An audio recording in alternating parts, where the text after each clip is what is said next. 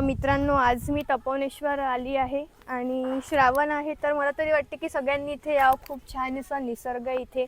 तर तुम्हाला कसं वाटत आहे आज आपण तपोनेश्वरला आलो तर? नमस्कार मित्रांनो, आम्ही इतकं इमॅजिन केलं होतं ॲटोमध्ये बसून की खूप काही गर्दी असतं, आमचं दर्शन होणार नाही, पण इथं आलं तर कोणीच नव्हतं. और अभी तो रुको, क्लाइमैक्स और, अभी और, बाकी है. और हमने क्या क्या खाया जो आम्ही इथं जेवणासाठी आणलं होतं, जेवण एवढं फुल झालं. कारण जे आमच्या घरी कालचं नागपंचमीचं आजूबाजूला राहिलं कुत्रे होते, कुत्र्याला टाकासाठी पुढे मी उरलं. पंचमीचं उरलं होतं, थोडे सगळे आम्ही इथं भजे. खतम करून टाकलं. काही घरी काहीच शिल्लक नाही, म्हणजे फ्रीज रिकामा झाला. तुमचा माईक तुमच्या जवळ घ्या ना काकू. दोन तीन दिवस खायला लागलं असतं, 2-3 दिवस पुरलं असतं, म्हणून आज तपोनेश्वरला आलो आणि सगळं संपवून टाकलं घरचं. छान वाटत आहे, कारण आम्ही सहसा घराबाहेर पडत नाही. खाओ माँ कसम. घरात राहून बोर झालेला आहे. असं स्वतःसाठी टाइम काढला पाहिजे है ना. हो, काढला पाहिजे. घरी काय तेच उठा, कामं करा, अंगणात पाणी टाका, रांगोळी काढा, पूजा करा, आणखी झोपा.